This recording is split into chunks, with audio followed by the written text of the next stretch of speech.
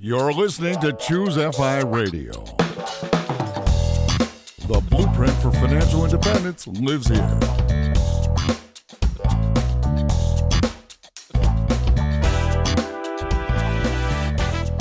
If you're looking to unlock the secrets to financial independence and early retirement, you're in the right place. Stay tuned and join a community of like-minded people who are getting off the hamster wheel and taking control of their lives in the pursuit of financial independence. Choose FI, your home for financial independence online.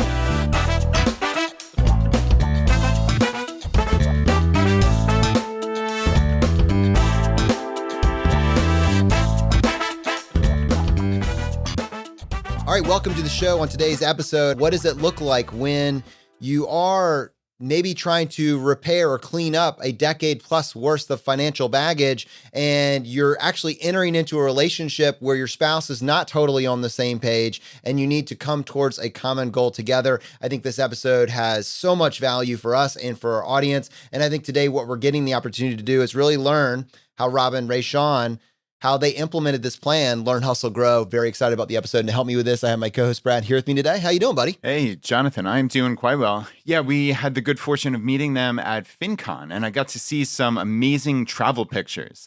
And my curiosity was piqued right there. I knew I wanted to have Rob and Reshawn on just because of that. But then I dove into their story, and it is extraordinary. So this is going to be a fun one, everyone, for sure. So with that, Rob and Reshawn, welcome to Choose FI. What's up, guys? Thanks for having us. Great job pronouncing my name, Brad. I appreciate that. How about me? No credit? I was off? You were off slightly. You were off slightly. Okay. That was my subtle way of saying it like I hear you. Best version. Well, give me a free pass here because I was trying really hard. Where did I go off the rails? Reshawn. I said Re. No. Did I say Ray? Play the tape. Yeah, you said Ray. Give mulligan. We even practiced before we went on Skype. I got my own way. There it is. Okay. Well, let's talk about progress, not perfection. And you guys come from That's our motto. That's right. You guys are coming from slightly different places, and at the same point, as you're getting to a relationship, you realize that you've got to find common cause. Rob, I'd love to start with your story, your money story before this marriage. Where were you coming from financially? Wow, how far do you want me to go back? Grew up extremely poor. I ended up trying to find my way out of a bad situation from a child, right? As far as money, I knew I was always poor, just looking at other kids around at school and stuff like that. So first chance I got, I said I was going to join the military. I was kind of proud of the Marines. I used to see the commercials. I went in the delayed entry program, joined the Marines, and I said, if anyone can teach me how to be a man, help change my life, it'll be these guys. That's how it started. When you join the military, obviously that's an incredible level of personal sacrifice that's involved. But at the same point, the military does offer incredible compensation, especially to, if you're going in younger as an 18-year-old, you have no expenses and you have a lot of income there. If you have a plan, it should be very easy to set aside a significant amount of money. But I know for most individuals, that's not the case. That's not what happens. No, sir. I had no plan. My plan was only to get away from Portsmouth, Virginia, and just try to change the life that I saw around me every day. It was just a bad time, drug time and all that stuff. And I was living right in the middle of that. And I was like, I can't live like this. I know this is not for me. I know there's a better life out there somewhere. So I joined the Marines, and I said, just take me wherever you guys want me to go. And, that's what I did. And a money situation, that's a whole different thing. But I didn't get on board with that at all. I was just blowing everything I had when I was 18, 19 years old. So He was making it rain, guys. There's a summer of George. Rob, you mentioned the delayed entry program. Tell me a little bit about that. We're always looking for these actionable tips. Okay, so the first Marine guy I saw come to the school, I saw him in the cafeteria. He just looked tough as nails. And I was like, man, now that's what a real man looks like, is what I thought, at the time. And I kind of still think that. But he was there. And I was in the 11th grade. So he couldn't technically talk to me. He was saying, hey, man, I was like, hey, how can I get into the Marines? And he was like, well, kid, are you a senior? I said, no. Mm-hmm. He said, okay, well, you would have to go through a situation called the delayed entry program. I said, oh, okay. How do I do that? And he said, you have to sign up now. You have to get your parent to sign or whatever. And then when you're done, when you graduate, then you can come in. And then I said, okay. So I set it up, talked to my mom. She was all for it, and I was signed up early. So he was just waiting. He already had a recruit just waiting to go the next year. They know who to send in. They can split test that.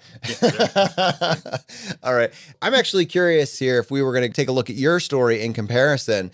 Your money story, I know you said that you were a little bit farther ahead of Rob on this path. What's a little bit of compare and contrast there? So Rob and I actually have extremely similar backgrounds. We both grew up poor. We were both born to single moms, teenage single moms, in fact, but in completely different places in the country. I am originally from Chicago, Illinois. Like Rob, I wanted to, have a better life, but my initial path was just knowing that I would go to college. I was a really good student and had great teachers who encouraged me, but my mom couldn't afford to pay for school. There was no way. By the time she was 19, she already had 2 kids. So when I decided I wanted to go to college, I saw the commercial, Be All You Can Be. Join the United States Army. We do more before 9 a.m. than most people do all day. So I was on board with that. Went in, took the ASVAB. I was 17. They said, oh, okay, you are too young. You're going to need your mom's permission. And my mom said, oh, I don't think you should do this. And I said, well, if you don't sign now, then I'll go after my 18th birthday. I was pretty independent at that age, I suppose. And she agreed to sign, and I was off to basic training. I turned 18 during training. So imagine that for a birthday. Yeah, wow. So how long were each of you in the military for? I was in the U.S. Army Reserves, so that is 6 years, what they call active status. The Reserves is 2 weeks in the summer and 1 weekend per month, but you go through the same basic training as the active duty team does. So I went through active duty basic training, then I came home and began college. Okay. And I did 4 years. I was 4 years, and they sent me immediately to Japan. So I did that and then bounced around a little bit. Yeah. So yeah. He was full.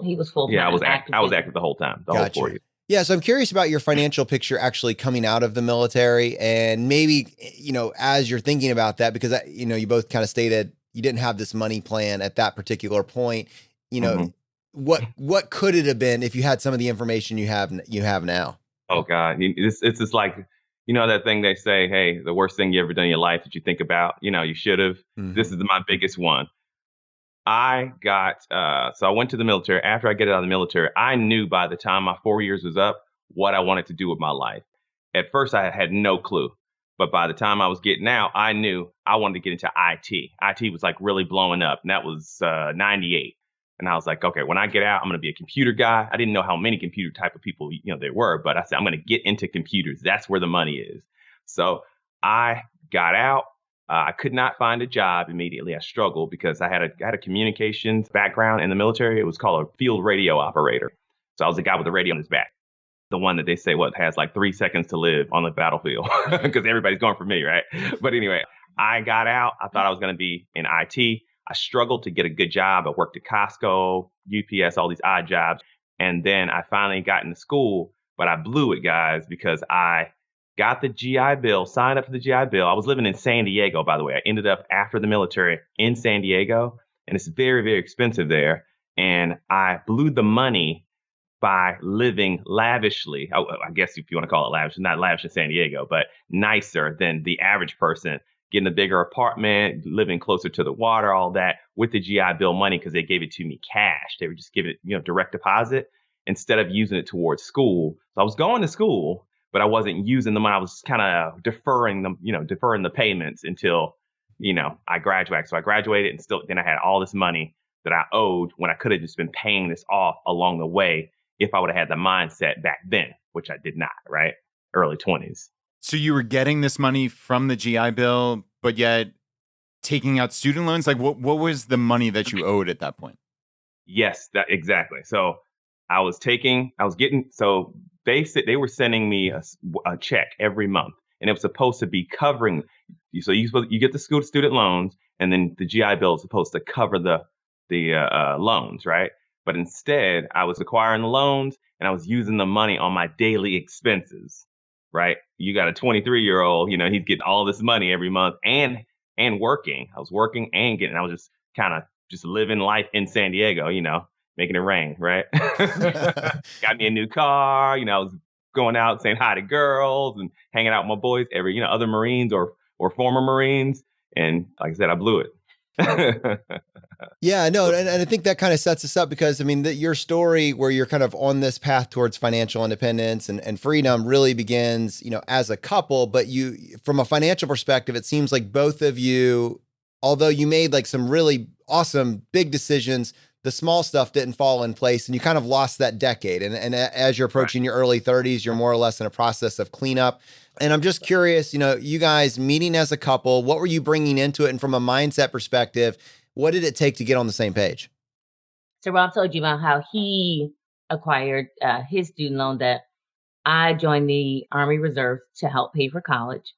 Then I took out student loans that were necessary during that course of that time. And I graduated from college 7 months pregnant. So the student loans probably wouldn't have been that big a deal. It was about $11,000. I took 10 years to pay it off as required. I graduated with my son and relocated to Texas for a lower cost of living. So I began working in Chicago. It was really expensive to raise a child there and to live in a decent neighborhood. I was given the opportunity to relocate to Texas. And here in Texas is where Rob and I met. He's from Virginia. I'm from the Chicago area. And coming here allowed us both to start over and to have a better cost of living. That was a big portion of the process.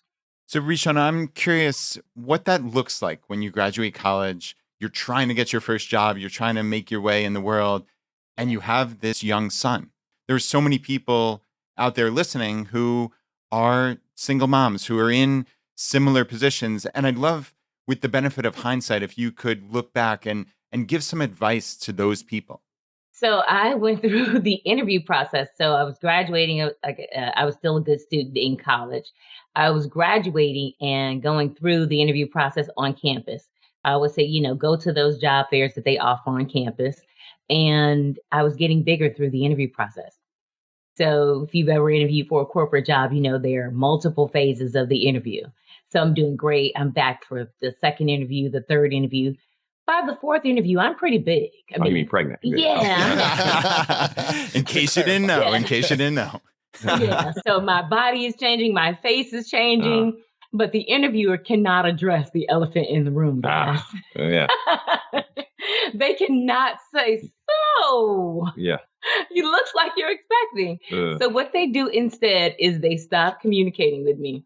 I get no communication whatsoever regarding whether or not I am hired or fired, hired or not. Usually you get a pass-fail letter when you go through this many phases of an interview. Nothing. Communication just stops altogether. I knew that I needed to go home to my family, give my body some time to heal and have the baby, give my body some time to heal, and then go back out to interview. And I did. I was interviewing for a job by the time my son was 6 weeks. And I was working by the time he was 4 months. So I would say still move forward with your life as though you were doing what you planned to do. Becoming a mom, it is a big thing. And I think when it happens when you're younger, you're so resilient. So you have this incredible opportunity to just keep moving forward because your mindset, or at least my mindset at the time, was, I have to get a job. I have to take care of my son. So there wasn't any hesitation on my part to simply continue to move forward with the process of finding a job that would take care of us and so that we could live a better life. So when you two meet in Texas and you're starting to kind of assemble your financial picture, I know that one thing that you guys both talked about was being on the same page with your money and the fact that maybe on day one you weren't.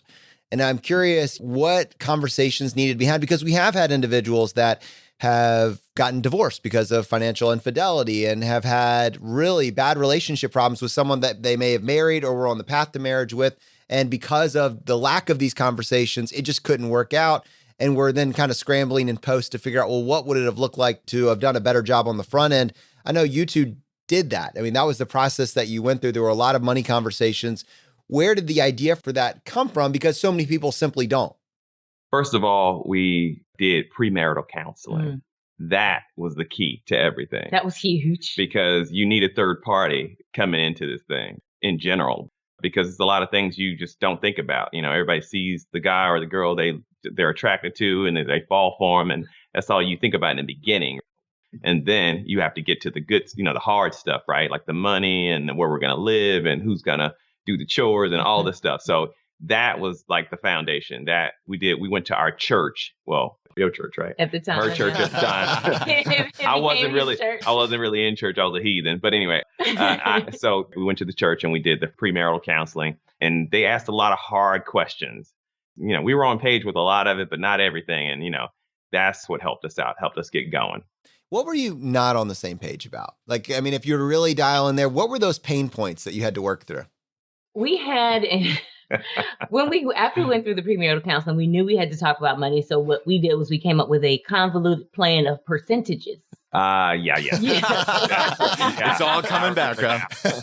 Yeah. So, it's rare that in any relationship, both parties come in earning the same money. We had two very different careers. Right. His career was in IT. My career was in sales. You asked about tips for single moms, tips for anyone who's really focused on an opportunity to impact your income or to earn more money than you may have initially planned out of school.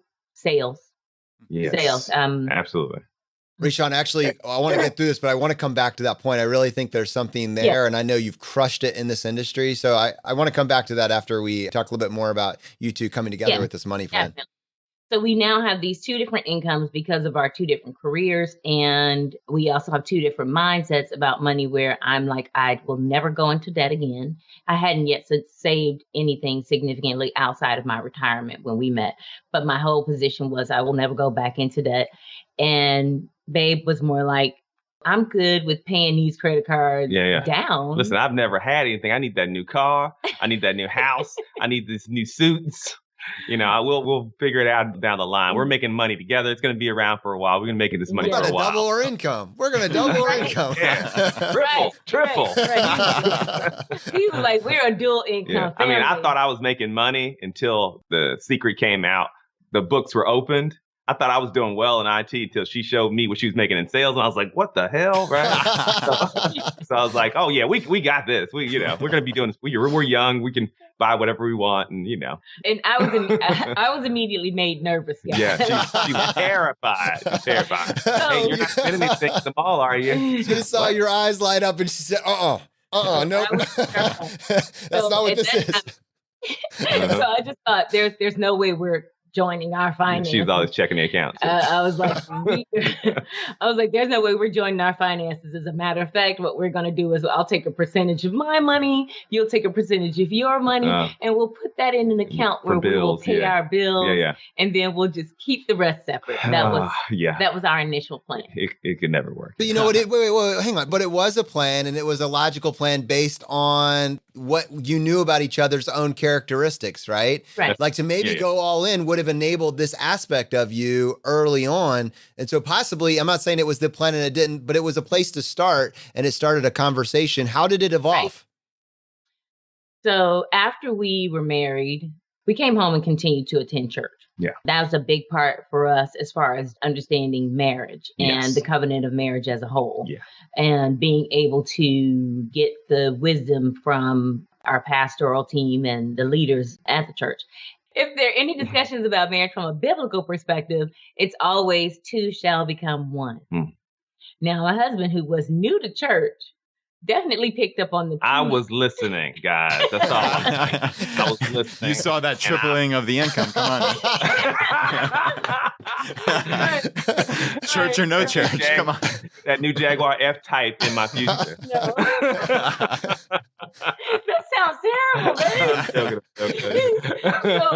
He was new to church, but he did understand two shall become one. I was immersed in myself in the situation, guys. I was trying to be serious about this marriage thing. So. And he said, he brings to my attention, he says, our financial plan looks a little more like a roommate situation Absolutely. than what a husband and wife would do. And I think we should reconsider it. Yeah. No, that's awesome. And this is this point of continuing growth. And honestly, it's probably also trust as well. And I want to point out, especially, I want to stay here on what these incremental improvements were. But I want to point out that while maybe in the early days you were a spender, you were also in different areas. You guys have brought significant stuff to the table, different ideas. Like part of your story, involves real estate. And Reshawn, you would have never gotten into this without this guy that's maybe a little bit more aggressive and has these big ideas and that sort of thing. I mean, the evolution of your money story and your money story together is, I think, what makes this so compelling. Absolutely. So we decide that we are going to join our finances after we listen to Dave Ramsey. Yeah. Well, so what I said was, okay, I would be willing to join our finances if you would be willing to go through some financial education. Right. And he said, absolutely. I'm He's a the type reasonable of guy. guy. Yeah, he's super reasonable. And he's the type of guy, he's always willing to learn something new. He was open. She didn't know that at the time, though. No, but I prayed about it, honestly. I was terrified, guys. Yeah. So for those couples who are out there having those conversations and it seems hard, it can happen. Oh, by the way, we did not date long. I knew when I met her, and I asked her to marry me in 6 months. So FYI. So that's why she was so, didn't know me well enough. She was terrified. So. Yeah. Clearly, I said yes. We're both happy about that. Yes, congratulations. 10 years later, we are still here. Nice. Yeah. I'm curious about this initial roommates decision, right, with the percentages and such. This is interesting because to me, like my wife and I, we combined our finances from the very first. But in discussions with, and I don't want to paint a broad brush here, but with friends of mine who are millennials and, a decent bit younger than me, it seems like people are keeping their finances separate, or maybe it's a slightly higher percentage than, let's say, people my generation, not to date me here. But I'm curious if you've seen both sides of it, which is really interesting. I'd love like a compare and contrast for your actual relationship after combining. Is there, and I don't want to put words in your mouth, talk me through just that little compare and contrast. So we actually didn't make it very far. We had a destination wedding in Mexico. We were not married long before we were starting to argue about money, because now you're looking at percentages and you have individuals with different incomes. There's no way it's going to be fair. Somebody's not going to feel appreciated. It didn't last long at all. So we were married April 26th. We started Dave Ramsey and joined our finances June 1st. So we didn't make it very long down the path of our percentages. I was thinking, honestly, we were both, I'm sure we both were thinking it, but I was thinking, man, did I make a mistake here by marrying this chick, man? Come on. Right. This is really interesting. So there's something here that I wanted to point out. And also, I'm curious the iterations of that. So I can totally see how this complicated percentage of, well, what about this bill? What about that bill? Well, I had a bonus. What does that mean? Like, I can see how that's broken. Yep. Yeah. But the other iteration, a slightly simpler version of this would be the yours, mine, and ours, And so you have this collective pot and then you have this discretionary amount. I think at the heart of it, though, what you did was genius, Reshawn, especially with, I am comfortable moving to this one as we are with each other longer and I see the type of person that you are. But I think if we're going to make this big move, I need to know that you're invested with doing better with your money. I want to take a financial literacy class or curriculum like that. That's brilliant. And it shows buy-in, like you're working toward common cause. As long as we're on the same page with our plan, then yes, let's do this together as one entity. But if we're not, then how could I, right? How could I, that's too big of a risk. And I'm curious, we talked about Dave Ramsey. I think most of our audience is at some level comfortable with either the basics of financial literacy or the basics of, more specifically, the baby steps. But I know you guys did a modified version of the baby steps. What did that modification look like for you? So mostly what we changed, Dave Ramsey doesn't talk about what you get. And the thing is, that was still important. What do we get out of this as far as, because people still want to spend, even if they're on the Dave Ramsey plan, right? And, it's like, Dave Ramsey says, hey, you got to go cold turkey, for example. And everybody can't do that. And I know I couldn't do it because I was a spender, right? And I was telling my wife, hey, wait, what about my shoes if I want to get a new pair of Nikes or if I want to get a new Xbox game or whatever? Dave Ramsey doesn't mention that stuff. So we mainly added an allowance to the Dave Ramsey plan, right? Was there anything else? That was our first modification, was that we knew that going into this in our 30s, we could not just say, hey, we're going to discuss every single transaction. Right. So we had a joint household account, which all of our finances went into, and then we each got an allowance with every pay period. Yeah. And that allowance is your spending money to do with it as you see fit without a discussion. Right. Now, then we decided that everything out of the household account or anything out of the household account that exceeded $100 needed to be discussed. Right. This was us getting to know each other, getting to better understand how we manage money.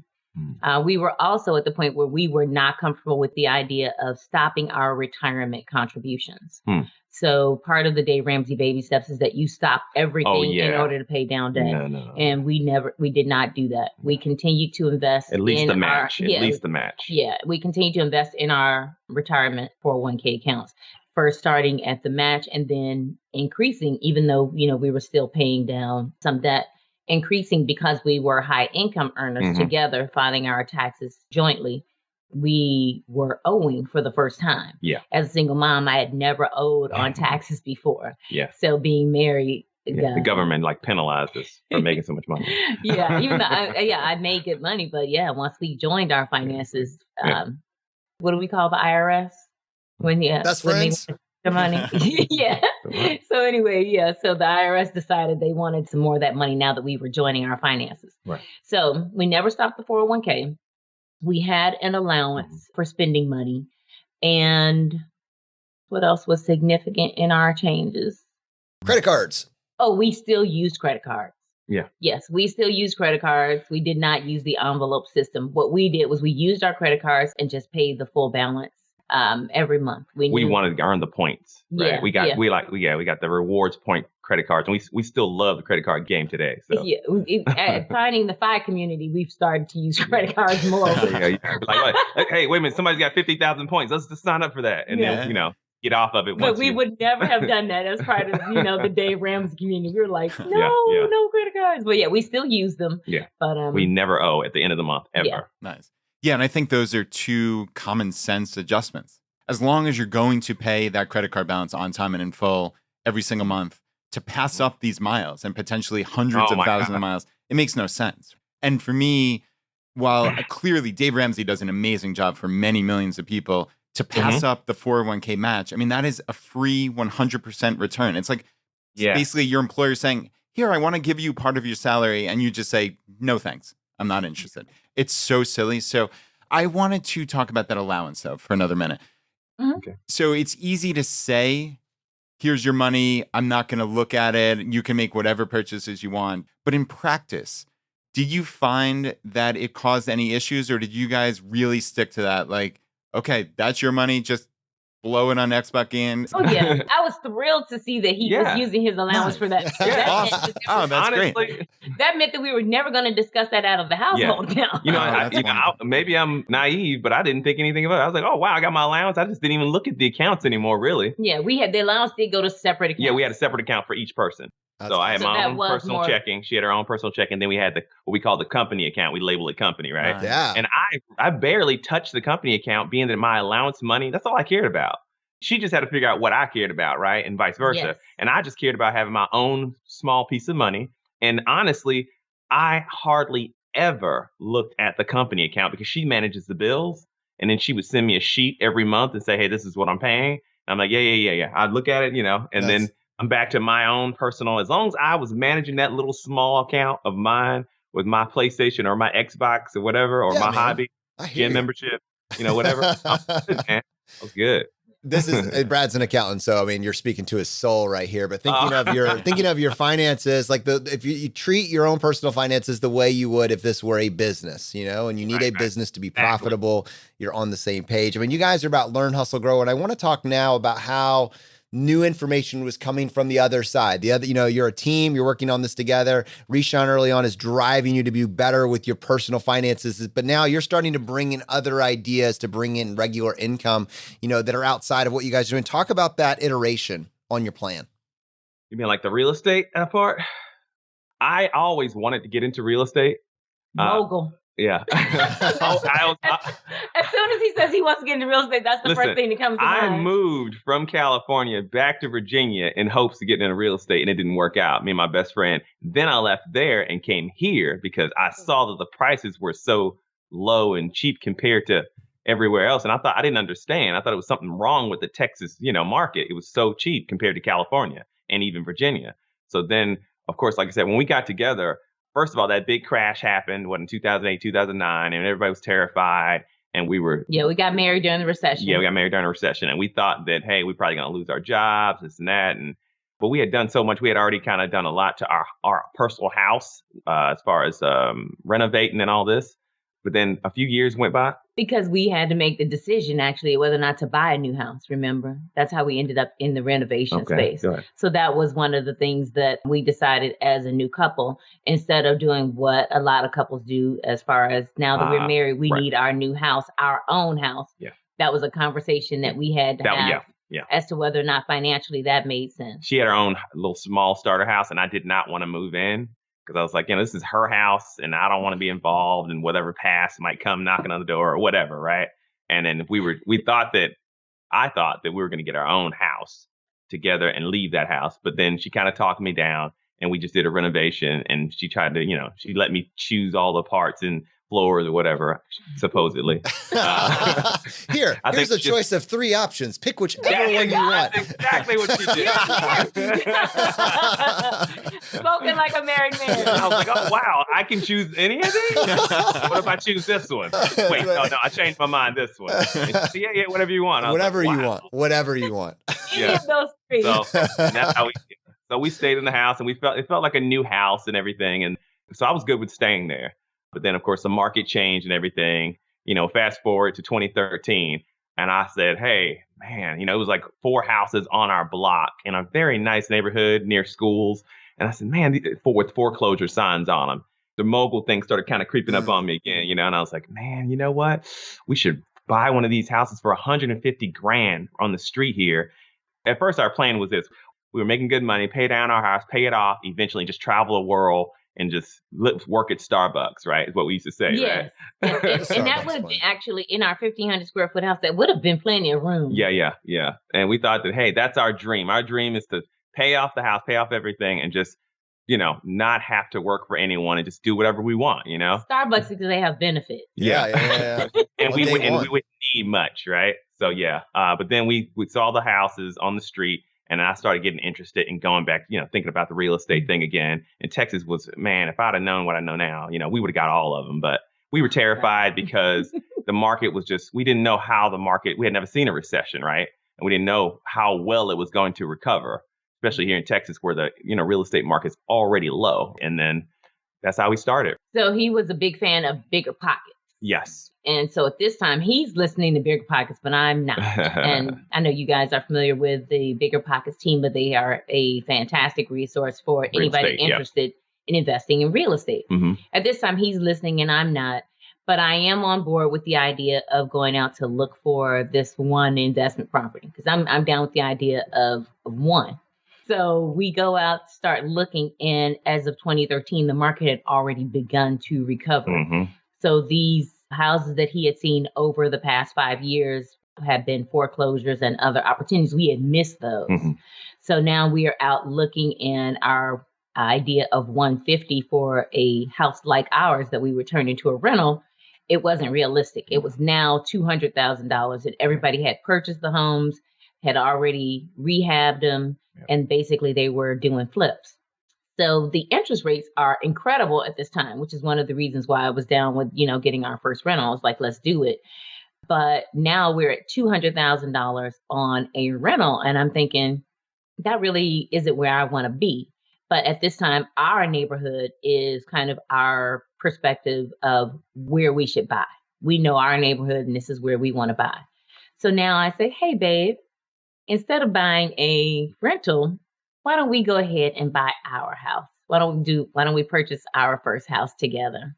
If we're looking at a $200,000 house, surely we can find the house that we want for $50,000 more. Yeah, $250,000. I was like, no. And I was like, and we'll just turn our existing home into a rental. Yeah.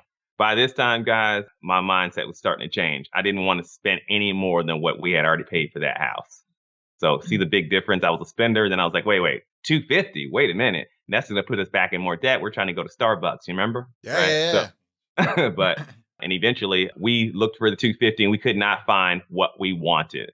It was like HGTV is what I tell everybody. Everybody wants more than they can afford, right? And that's or more than what's in the budget. And I was like, I'm not moving unless I can get a man cave, wood floors, whatever, right? So eventually, we had to go up 50 more grand. Now, technically we had it, but I didn't feel good about it. You know what I'm saying? And then we found this house. We walked in this house one day and fell in love instantly. Actually, we found this house on his birthday. On my birthday, yeah. And she was like, "Oh, we don't have to go and look on your birthday." I said, "No, I love looking at houses. Who I looks love at it. houses on their birthday? We would not have done that on my birthday. No, that's one thing that I absolutely love. I love checking out new houses and molding and all this stuff. It's just even though I can't fix anything as far as, molding, but I love looking at it. I love beautiful houses. And then we came on my birthday, and sure enough, luckily we did, because we walked in the door and right away we could see this long walkway. And it was open floor plan, and we were just in love. Yeah, open floor plan. So this was the guy who did not want to buy a new house. Yeah. And I was in love. She was in love. I could see it in her eyes. She was all glossy eyed, and that was it. But we put an offer on it, and they were on vacation, right? They were on vacation, and boom, we got the place, and we turned our old house into a rental. We refinanced our old house, by the way, and then from a 30-year down to a 15-year. Yep. We had already paid it down to like 70. Like 70, 75. Yeah, we already paid it from 150 to 70, 75. Oh, because we were doubling down, by the way. Forgot to mention that. We were doubling down. When I moved in over there, I was like, we should put more on it, since I was paying for an apartment down in Fort Worth or whatever. We should try to put more money on this so we can pay it off faster. And then, so then we refinanced that, and we got the financing for this one, and then boom. Now, so we had 15. So then we had 15-year mortgages on both. Yeah, we had 15 on both of them, and the payment was much lower on that one. That's what worked out big time, because when the people moved in over there, they were paying all cash flow. Yeah, they were paying us a big chunk compared to what we were paying for the monthly payment. So, Rob, it sounds like internally you're navigating these the Starbucks plan, but also the mogul plan, right? Yeah. and I'm curious where this falls in. This is your first rental, albeit it's the place you've lived previously, but still, let's just look at it as a rental. What was the plan going forward? Was it, hey, we can get 2, 3, 5, 20 of these things and I can fulfill this mogul desire? Or was it, hey, let's pay it off and then we can do Starbucks? Like, talk me through where you guys were at that point. My mind was changed at that point. After making such a successful change of us moving here, and then our payment going down to it was something like $937 or something there, but we could charge like $1,600. And I saw that cash flow coming in. I was like, wait a minute, let's do this again. And now, of course, it wouldn't be as easy because I couldn't see it, right? Because it wouldn't be as easy because we didn't live in the next place we were thinking about getting. Yeah. So it's not going to be as much cash flow, but I still wanted to do it. So I was like, you know what? We should do about 15 of these things. Instantly, I went from one right back to mogul. I went from 1 to 15, guys. So then he said, we need one a year for the next 15 years. Yes, that was my goal. He said, your job is really stressful. Yes. And I would love to see you not have to work so hard, babe. That was his appealing to me on why we needed to do more. So let's play this out, what the plan is to get to 15 doors. Like, how do you go about doing this? So you're both pretty highly compensated. I guess collectively combined, you're making over 6 figures. Yeah. Yeah. Okay. And so you're saving, are you paying for these cash, or are you saving up for a down payment? Now you're no longer, because of the volume, you're no longer the primary resident. So you're not getting that preferred interest rate that you might get if you were going to be living there yourselves. What was the strategy to go from 1 to 15? So the strategy was we took our emergency savings. So we were still doing an emergency savings, but now our emergency savings, instead of being the initial $1,000 in 3 months, it was now 6 months of living expenses. And we were sitting on it for a few years. So our 6 months of living expenses now became our down payment for our next purchase. Yes. So every time we would beef up our emergency fund, we would end up finding a new rental. And taking 20% out. We would go shopping. The 20% down payment was essentially the 6 months living expenses, or about $30,000. Yeah. So if we were looking for 150, 20% down payment, we needed 30,000, and that just so happened to match exactly what we had in the emergency. Oh my Brad, God! Every time Rob hits 30K, he's like, Reshawn, we're going shopping. Hey, but at least it was, an asset, right? Oh, Not new Jordans. Reshawn, so we've got these company financials, right? That's how you're thinking of it. So you're saving this amount of money. Obviously, there's a savings rate here because you're making a nice salary. You're beefing up this 6 months of emergency fund, but are you then literally cutting it down to almost zero? Like, is that how tight it was when you're buying these things? So we did have, going back to being a salesperson, we did have we were blessed that we knew that based on how I performed in sales, we would receive a large chunk of money on a quarterly basis. So I always had a base salary, but I always had bonuses as well based on my performance. So we knew that if we taken this chunk of money that we could replenish it with the bonuses that would come up. So basically we would create a plan for the bonus payment. Hey, this bonus, we need to take it and put it towards the emergency, or we need to, look at XYZ. So we had our spreadsheet for our regular expenses, and then we had a spreadsheet that outlined where bonus money would go. Yeah, I have a question for you here because I know that you made the choice to pay off your house. So on the one end, you're taking out lots of loans, right, to purchase you got these 20% down payments and you're trying to acquire 15 doors. But on the other end, you make the decision to pay off your personal home. How did you do that? And what was the logic there as opposed to just keeping a payment on that as well? We didn't make it to the 15 doors as of yet, but after buying a few, Rob, yeah, we bought. So we ended up with 5 single family homes, including our primary residence. Oh yeah, so then that'd be 6, right? So no, it was 5 with our primary residence. 4 in the 4 rentals in our house. Yeah, right. So what happened was we were trying to do more doors, and then we ended up saying, "Hey, this one place is not moving too well, or whatever." We were trying to decide. So I changed jobs, and when I transitioned jobs, I had an opportunity to finally listen to the Bigger Pockets podcast. Okay. So that's kind of where that comes in with me getting on board. So once I listened to the Bigger Pockets podcast, we learned about the 1031 exchange. Yes. That's what drove us to make a change. We had a property that we knew was not our favorite, but it had appreciated greatly because of the neighborhood it was in. The location was really good. And we said, we'll take this opportunity to get rid of this one. Get more doors. Okay. Yeah. So then we ended up doing the 1031 exchange on that one, getting rid of that, and then getting like a 6th unit. And we were happy with that. I forgot the second part. We also sold another property at the time, a pretty small house we had that we thought, okay, we won't be able to increase the rental potential on this as much as we would like. So let's go ahead and sell this. Right. So in 2018, we sold 2 properties, 1031 exchange to a 6-plex. So now we have, even though we sold 2 properties, we have doubled our doors. You're right. We have gone from 4 to 8. Right. And maintained our primary residence. And then I guess he asked about the selling. About paying off the house. Yeah. So we're looking at this, and at the same time, our boys are graduating. Yes. The kids that we started out with at the beginning of this story are now adults. Yeah. Right? This is thank God. Yeah. So we are the proud parents of a 24-year-old and a 19-year-old today.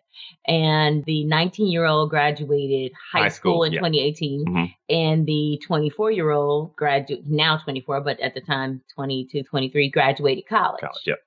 So now we're looking at each other going, wow. Yeah, things are changing in our minds even more. It's evolving because we're thinking, wait, main thing that kept us here was the kids, right? Right. That kept us in our full-time job. Yes. It was all about, making sure that we had covered everything they needed. Yes. So our youngest son is an artist. He lives in California. Yep. He's still trying to figure out his path as far as what he wants to do regarding education.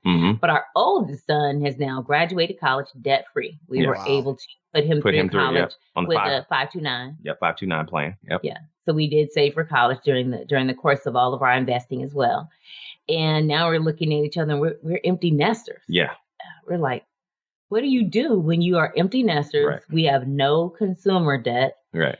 outside of the mortgage is the only thing we owe. Yeah. You know, we're done paying for college for the Yeah, oldest. the rentals are paying for themselves and making a profit. Yeah. Not a big profit, but profit. Yeah, You know? enough of profit where We don't owe anything right. monthly. Our rentals cover property management, maintenance, Whatever, you name it, yeah. taxes and fees. We don't actually put any money into them. Everything comes out of what the tenants pay. Right. So now this is a situation we didn't expect to be in. Right. So then we decided, hey, I would like for her to get out of this stressful job. You know, it was taking a toll on her health and stuff. And I was like, you know, it's nice to make all the money, but if you're not around to enjoy it with me, then it doesn't matter, right? So my wheels were always turning because she got sick a couple years ago, and I was like, this is my end goal. And then we decided, hey, so we had a nice chunk of money still left on the house, but like we said, everything changed with the boys and everything. So we just kind of started thinking about how can we get rid of the house. And plus, we always wanted to travel. Remember, we were back at the beginning, we were saying we're going to go to Starbucks and travel the world. And that's what we did. So we decided you we're going could to just travel the world. I just want to. I love that Starbucks is tied to this. Right, we never made it to Starbucks. That's not totally out. It's not totally out of the question. Right. I like the idea of being a barista. Right. But Hey, you know, Bill Murray just got hired. He got a job offer from P.F. Chang's. I saw it on my newsfeed the other day. Yeah. Side note, I don't know. Yeah. So we decide, okay, well, the house is the only thing that's keeping Holding us us back. from picking up and going wherever we want. Right. So let's take a look at that and see what we can do to pay it off. Mhm. So we had been in this house now for 5 years. Remember, we only had a 15-year mortgage on it. We put down a 10% down payment. Mhm. And because of the down payment we had and the equity 15-year, already in the home, Mhm. our mortgage lender waived PMI.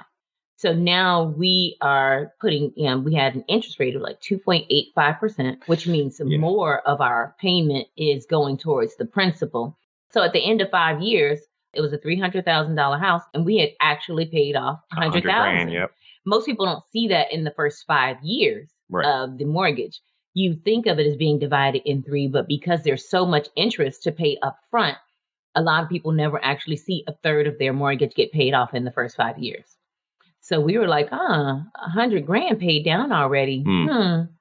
How could we get rid of this other $200,000? Right. And not pay that payment. Even though a lot of people we know in the Choose FI group would chew us up and spit us out. No, they would not. No, they would not. I would be the first. 2.8%, you know. Okay, some of them would. Some of them would. Not me. But Jasper, we know you understand because you chose to pay off your student That's loans. right. That's right. Which a lot of people also say don't do it, right? So we saw that we had this $200,000 that we could pay off, but we also saw that we had essentially over time paid off our first house. Yeah. It was down to nothing. There was a very small amount left owed on that house. And the value of that home had increased. I purchased it for $150 back in 2003. By as of 2018 or last time we looked at it, it was worth $250. So now it's worth $250. We owe something like $40,000 on it, maybe. It was really low. We decided, after listening to Bigger Pockets. Again, we could do a cash out refi. Yeah, they've got strategies over there. On our first home, pull the cash out and pay off our primary residence. Right. But we wanted to make sure that we still didn't owe anything per month. We were like, hey, how much can we pull out of this house? And the lender was saying, you can pull whatever amount, right? You can pull this amount. It's usually 75-25 or 80-20. No, I really, this is the heart of what I wanted to capture with this, because what you effectively did, if you treat your life kind of like a business, you reduced your actual cost of living, what it costs you to have a roof over your head dramatically. We could talk about your numbers. And at the same time, all these other leveraged vehicles that you have, these assets that you've purchased, right? Don't purchase stuff, purchase assets. All of them are cash flowing, covering everything, plus bringing something back to you. You've de-risked your life so incredibly, and you still have and it gives you a lot of freedom with the choices that you make as you guys go into this next chapter. That freedom, I think, allowed you, talk to your plan. You were trying to figure out how to help, Reshawn get out of what she was doing if it was in this kind of the stressful state. I want to talk about, with that being the frame, what does your life actually cost now? What does your life cost now with this mortgage paid off? And then with that in mind, what lifestyle choices did you make for the next chapter? So our cost of living now? Total for the year, $35,000. Wow. That's what it costs us to live now. And that's only because our medical insurance, and because of our home taxes. It would be lower than that, but we want to hold on to the house since it's paid off, and state taxes are pretty high here in Texas. Yeah, they'll kill you. But it's so even though our taxes and insurance come out to about $8,000 for the year. But even if we divided that up, and so about $700 a month, we couldn't live anywhere that we want to live for $700 a month. Not an apartment on rent. Not even an apartment. Not even one bedroom here in this area. And the other follow-up that I had for you was actually regarding the cash flow with these other properties. So you have 6 or more properties, 6 or more doors at this point on the path to 15. They're all covering their own expenses and there's cash flow. I know that's something that you said up front. Is that coming towards your cost of living? What are you doing with that cash flow? We keep that cash flow in a separate savings account specifically for that business. So that anytime there are any major expenses that come up, we recently had a $5,000 plumbing incident at one of our properties. Now there's no stress when we need to make repairs. We don't touch it. Yeah, we don't touch that money. Wow. So that is really a completely self-sustaining business as far as you see it. And when you get to this 15-year point on each respective property where the mortgage is gone, this is going to be a bonanza for you guys, right? Yeah. Yeah. Mogul status, engage. And, over the course of time, we also invested in the stock market. Yes. So sometimes we end up leaving that out because we talk a lot about the real estate. Yeah, and that's how we got paid off the house. It was part of the reason why we paid off the house. We used some of that from the cash out refi, and then we pulled some of it out of the stock market, and we put those together. We didn't want to take the total out of either one of them. So we took a piece and a piece, and then we paid off our primary residence, and we still kept some on both ends. So using the tactics that were talked about, you reached financial independence in your early 40s. I mean, what does that example look like for your kids? I mean, what's the reaction that you get from them when they realize that working is completely optional for you? Yeah, I don't know what they're thinking. So our oldest, because he's located in Texas, we hear from him a lot more about what he used to be. He actually has now, started his career and relocated to Georgia. So, Atlanta, yeah, he's gone. Oh God. So anyway, the oldest one and his best friend, who we deem our nephew, they've been kids forever. They've been friends since they were kids. They told us we were going through a midlife crisis. Yeah. When we say we're going to travel the world, they said, "Oh God, they're going through a midlife crisis." They think, "Oh, they hit 40, they're going through a midlife crisis." So they don't really, they get it, but they don't. They think we just kind of losing it, and that's why we're constantly trying to get out of work and whatever, because they thought that you're supposed to do this, right? But we're trying to show them different, right? Yeah. And you're like, this was the plan the entire time. This is not a deviation. This is the plan.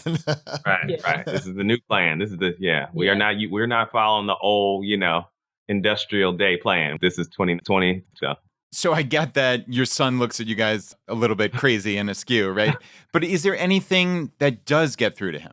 Are there any aspects of financial literacy that you found really have sunk in with him? Oh, yeah. Yeah, he loves Mr. Money Mustache. So he's kind of been following that thing. And we give him a lot of books, and he loves to read. So I think it's sinking in. He's just acting like, Yeah, I think initially he was just surprised. Yeah, he was shocked. Now that he sees the possibility. He's like, wait a minute. Yeah. Yeah, he's getting on board. He's like, in 10 years, I'm going to retire in 10 years. So he's like, he's going to be a high earner if this job goes well. And I believe he can do it. Yeah. That's what I tell him, Yeah, he started in a sales career. He's now saving in his 401k. Yeah, he's at 15% 401k, 10% savings in an individual account. Yeah. And we are looking at getting him his first property within a year. Wow. Okay.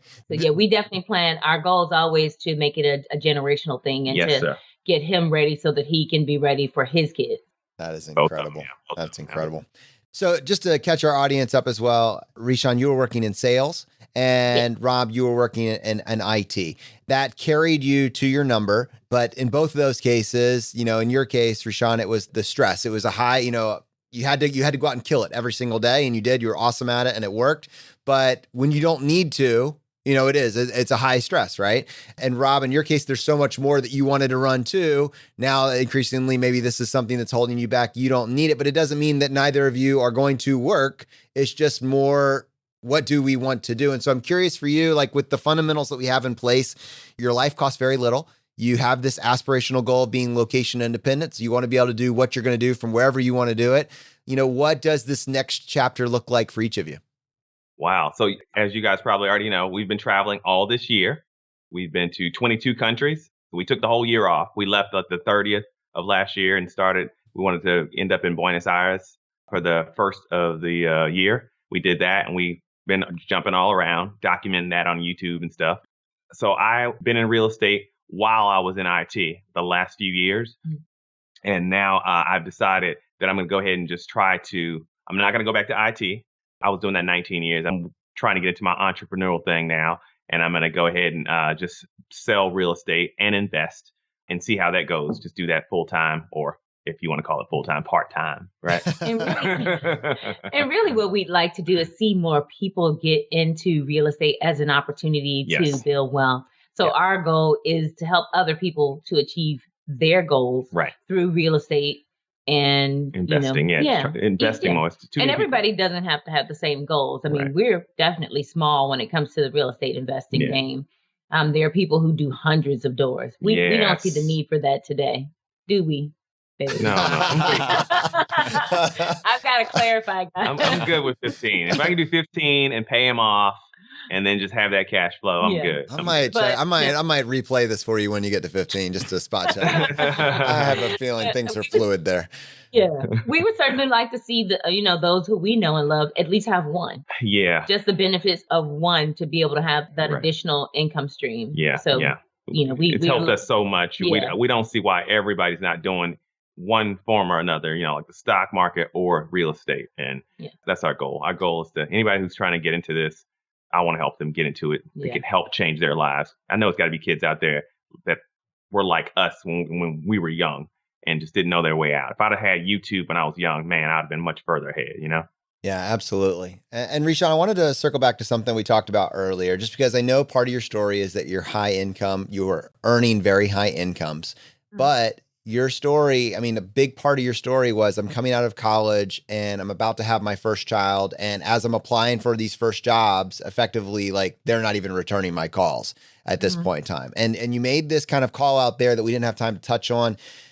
I would just encourage, if there's single moms out there, if there's people that want to be able to take control of their own income, to really look at sales. And I don't want to bypass that, because I think that is a massive point. I'd like to actually spend just a few minutes here and pull out from you, what would you want? We just talked about how this first home could maybe change someone's life. But let's talk about sales here, because what enabled you to really feel confident about that first home was your ability to crush it on the income side. And that was sales. Tell us, just give us a framework for thinking through that and what you might impart to someone that's getting started on their path. So when people aren't familiar with sales as a career, they think of it, or they relate it to something like a used car salesman. You see things on television where they give you all of these negative perceptions of what salespeople are. When you work a corporate sales job, a salesperson's responsibility, their whole job is to educate. You are educating your client on the products and services that could help them to solve a business problem. That is what people really need to understand, that when you are working for a corporation, corporations have to generate revenue. Salespeople are revenue generators. So you are generally the last person to be fired when there's time for layoffs. Also, you have the opportunity to leverage your income, because you decide how hard you want to work in order to achieve your goals. For me, it was a huge blessing as a single mom to know, hey, I've got to pay this daycare. I've got to be able to put food on the table and clothes on our backs. And I can do that by myself, knowing that all I have to do is go out and meet and exceed these sales goals. If people are open to the idea of being an educator and helping businesses solve problems, then you might be a fit for a sales job. I would not shy away from that under any circumstance. It definitely does help to be comfortable talking to people. But there are some introverted salespeople. They just work in a different mode than someone like myself would. As an extrovert, then the first thing I'm doing is introducing myself to someone. But an introvert, they can still do this. It's just a matter of then they are probably leaning more on their knowledge of the product and services than they are on relationship building. But they're all different kinds of sales jobs. Every company has sales. You can't own a business without a sales team of some kind unless you are the entrepreneur that is wearing every hat yourself. And if your goal is to be an entrepreneur, you have to know how to sell. It is part of every business. I want to spend a little bit more time here because, as you said, there's this perception of what sales is, and then there's the reality. And then there's kind of like the replicable outliers, like not all sales jobs are created equally. So if you were going to go back into sales, having done so well in this profession, what type of industries would you look at? How would you pick? Like, from someone that doesn't have this experience, doesn't have the benefits of 20 years of, hindsight, what is the lane that you would position yourself in if you were going to start over again? So my career was in technical sales. Coming out of college in 1995, technology was all the rage, and I've worked for some incredible technology companies. I still think technology is a great place to start if you have an opportunity to start with a company that has a training program. Some of the larger companies definitely have training programs for college new hires. If not, then I would look at something based on whatever your specific passion or experience is. For example, Jonathan, you were in pharmacy at some point, right? Yes, I was. Pharmaceutical sales is a very high earning sales career. So next to technology, for those people who have any comfort level with knowledge of healthcare, if you are a pharmacy student who's coming out and you have discovered that there isn't as much of a demand for your career as you thought there might be, or if you went through some form of education and found out you just didn't like it, the sales side is extremely lucrative for pharmacy. So technology, pharmacy, those are the ones that I am most familiar with as far as the earning potential is concerned. But even software education or educational software, anything that relates to children. In our society and culture, we are always focused on educating our children and improving their lives. We are spending tons and tons of money on things we want to do for our kids. So there are companies who have picked up on that and they have created software programs and different training programs. Those salespeople also do quite well. Reshawn, when you're actually going to apply for one of these sales jobs, how would you set yourself apart? What would you tell someone that you're mentoring on how to go about getting one of these jobs that can ultimately be very lucrative? I would say do your homework on the company. Spend the time to understand exactly what the company's goals are, what it is they do, where they're doing well. If you can, absolutely try out their products. What always worked for me was that because I worked for large tech companies, their products were always something that I had used or was very familiar with. So being able to give your experience on that product, being able to speak about it passionately will help them to embrace you during the interview process. The fact that they know that you've done your homework. Right. And I want to talk about just range for just a second here and just kind of as a way of putting it out there. I think people may not understand what highly paid actually looks like. And I know there really is no range when it comes to sales. Depending on the industry, there is no upper limit. I know sales positions. I know business owners that have sales jobs. And for those sales jobs, their employees, their salespeople are making upwards of $750,000 a year. And then maybe on the other, I mean, that's crazy, right? I mean, but there's also businesses where maybe it's 100,000, 200,000, 300, but there is really no upper limit. And the cool thing is if you know how much revenue you're generating for the company, and you are because you're the one selling these products, you really control your own salary.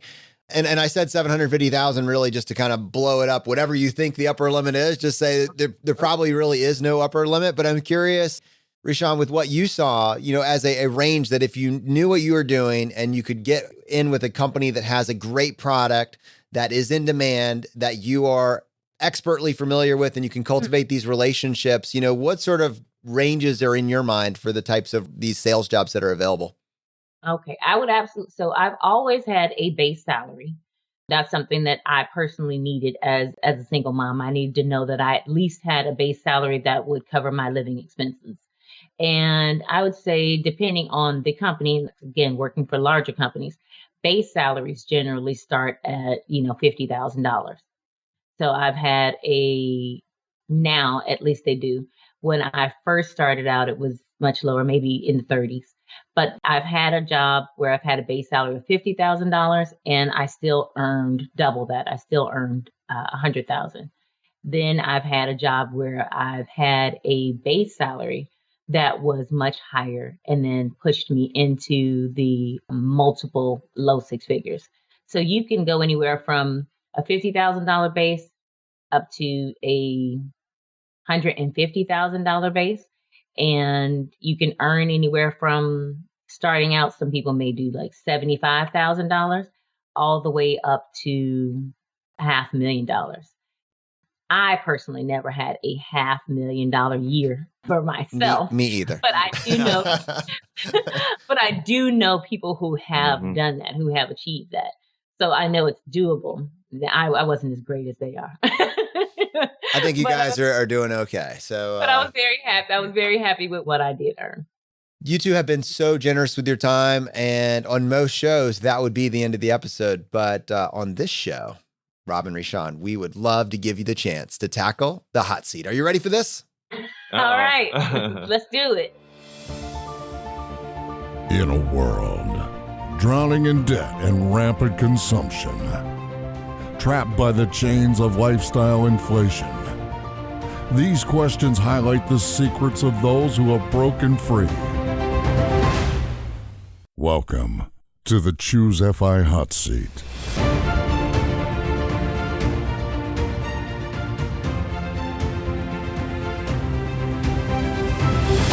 All right, question number 1. What is your favorite blog, podcast, or book of all time? I'll let Rob answer because he's excited about a book he's going through right now. Think and Grow Rich. Napoleon Hill? Yes. I read it like 5 years ago. My mindset was just starting to come around. Now I'm reading it again on audiobook, really. I hate really reading, but I love audiobooks. I'm seeing it like it's brand new again. I almost don't remember most of it. I thought I did until I started listening to it again. And it's great. It keeps my mind flowing. It keeps my juices going, keeps me creative, and I love it. I love it. So awesome.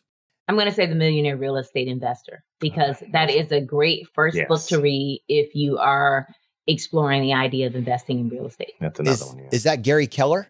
Yes. Yes. Okay. Fantastic. After that book, I did our first deal. That is amazing. Okay. Well, question number 2, an inflection point in your life that was especially memorable or meaningful. I would say it was joining our finances, making the decision to put everything together so that we could see the bigger picture, so that we could begin to plan for our future together as a team. That was huge for us. Yeah, mine is different though. Okay. This year, after traveling and seeing the world and seeing how much you really don't need by seeing other cultures and other people, it's great. And I feel like I'm more content now. I think the path that we're on it's even better now. We need less because of the way I feel after this year. Oh, I love that. That's fantastic. Yeah, absolutely. And anchoring yourself. It's a big world out there. It is a big world out there. All right. Question number 3, your favorite life hack. I don't know if you and your spouse always have the same answer, but it's so funny. We have a lot of similarities, but we generally are experiencing things quite differently. Mm-hmm. And that's a whole nother story for travel. We'll have to tell you guys about one day. But I would probably say our favorite life hack has been, or my favorite life hack has been buying used cars. So I buy the cars for our family because I am dispassionate about cars. Yeah, I really don't care what it is if it passes the inspection and gets us from A to B. So I buy cars via email. I put together the description of what I want, what I'm looking for, and what I'm willing to spend. And I email that to 10 to 20 dealers or sellers, whomever it might be. And then based on what I get back from them, I determine whether or not I'm going to go forward with the next step. I meet them. I take the car to our personal mechanic who gives it a lemon check and the green light. Then I negotiate. At this point, I've already negotiated the price. I mean, so for me, buying a car is a fun experience because I always feel like I have the upper hand based on how I approach it. So definitely my favorite life hack. And I do that for my sister, my mom, and anybody in the family when it's time for them to buy a car.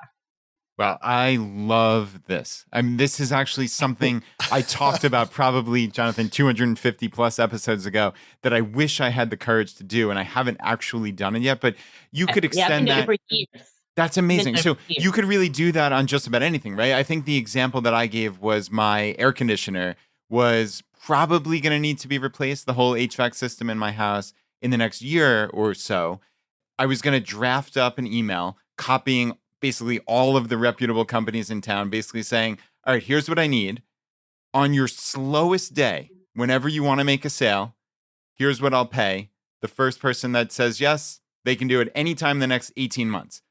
And I mean, really, it's a similar concept to this car. Here's what I'm willing to pay. Here's what I want. Have fun, guys.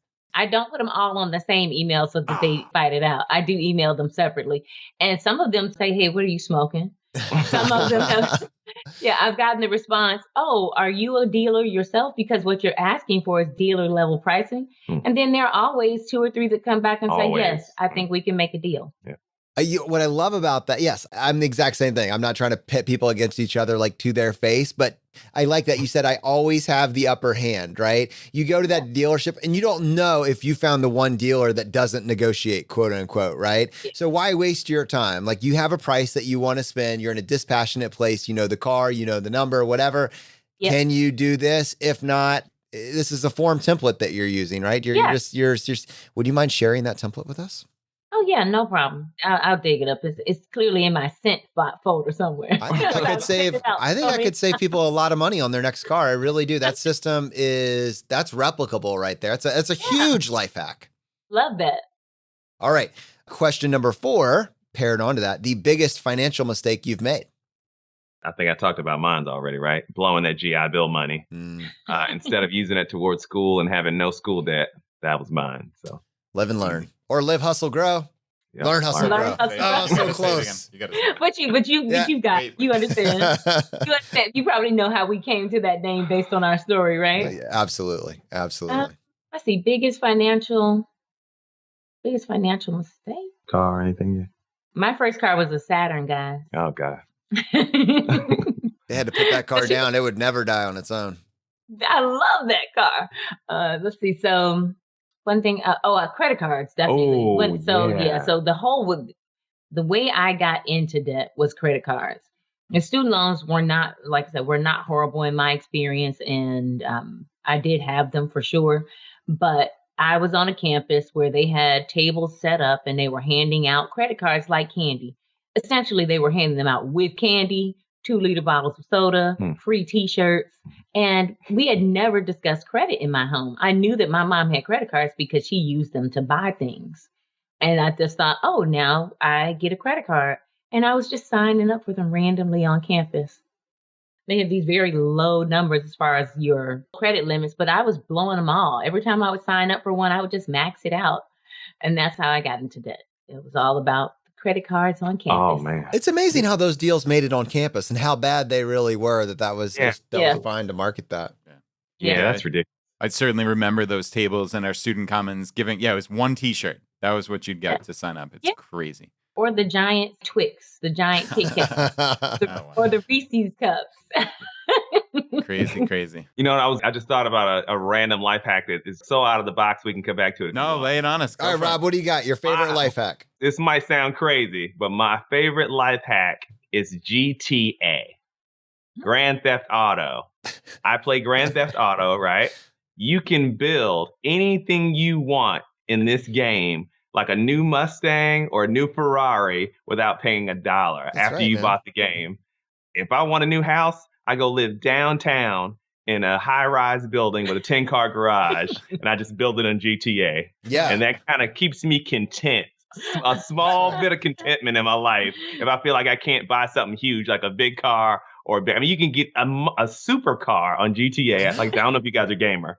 But I hear you, man. I'm with you. Aspiring moguls, you can just have that in this sandbox and then just keep that credit card balance super low. Yep. And like if I could see I saw a guy with a white Mustang down the street with a blue stripe across. I said, man, I would love to have one of those. But you know what I did? I went home on GTA, robbed a couple people, and then bought the car. I did a heist with some guys. We got a big bag of money. I bought the car and put it in my 10-car garage. And man, now I got 10 cars, and I live downtown, and I bought a helicopter, guys. See? So, Jay Leno has nothing on you. Nothing. Right, that is the best life hack I've ever heard on the show. That game keeps me content, man. That is awesome. All right, question number 5, the advice you would give your younger self. Ooh, buy real estate as soon as humanly possible. If I could go back, I would say, Rob, pay your bills. Don't accumulate any extra debt. Live as frugal as possible. Even get a roommate and start saving your first 20% to put on a place in San Diego, since I lived there when I was like 20 years old. That's fantastic advice. I love it. I love it. And it's cool that your kids are going to be on this path. And so I love to your point, you said, what advice would I give my younger self? And then earlier in this episode, what did you say? I say, we're going to help our son get that house, get that first property. We're going to help mentor him through that process. And what does it look like for him to now be able to live this out? Thinking about this in terms of the next generation is a fantastic approach. Absolutely. My advice to my younger self would be to stay in the Army Reserves for that 20 years. Ooh, yeah. So that I could have walked away with we would now Full have pension. pensions. Yep. If we had stayed in for the 20, and you can do the 20 in the reserves. Yep. Yeah. That's another At one. least Yep. at the time that we signed up, it was possible. Yep. And then that way we would have had additional retirement income coming in. Even if you're not going to be active duty and be there full time, just stay in the reserves, do the full 20, and just stay attached to the military. Go in when they need you to go in, and you'll still get the full benefits when you're done after 20 years. Yeah. And you can still work your corporate job. Yep. And the corporations actually give you the time off to go and do what you do as a reservist. Nobody can fire you. Yep. Oh, wow. That's really cool. Great advice. We do have a bonus question for you. What purchase have you made over the past 12 months that has added the most value to your life? And Reshawn, I feel like we should just get Rob like one of those steering wheels, like the fully immersive experience for GTA, like that might bring a lot of value. A purchase we've made last year. Our primary spending this year has been on travel. And travel, so and I'm trying to think what else. Travel works. Travel works, guys. Yeah. Okay. Our equipment, like a microphone and video editing software. Oh, yeah. That's really helped. Yeah. Awesome, Instead of using the cheap, lazy stuff, right? You guys know audio is everything, right? Yeah. Audio is everything. It's as good of experience if we didn't have a decent mic. Yeah, and we had a crappy mic, and now I think people can hear us.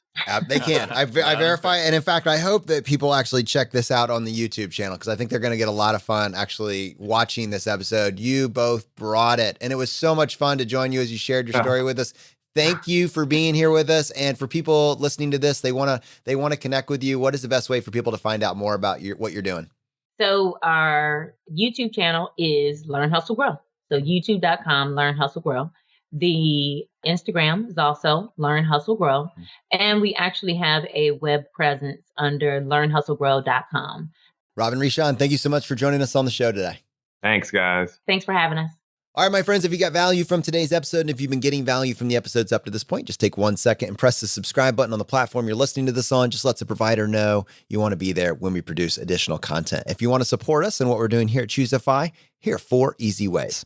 1, leave us an iTunes review. To do that, just go to choosify.com/iTunes. 2, use our page to sign up for travel credit cards. If you want to travel the world with miles and points instead of your hard-earned dollars, then just go to choosify.com/cards and get started today. 3, if you're working on the milestones of FI, set up a personal capital account to track your progress and use our affiliate link. It's completely free, and just go to choosify.com/PC. P as in Paul, C as in cat. And 4, and most importantly, find your friends, coworkers, and family members who might be open to this message and tell them about the podcast. Have them start with episode 100. It is a fantastic starting place. All right, my friends, the fire is spreading. We'll see you next time as we continue to go down the road less traveled. You've been listening to Choose FI Radio Podcast, where we help middle-class America build wealth, one life hack at a time.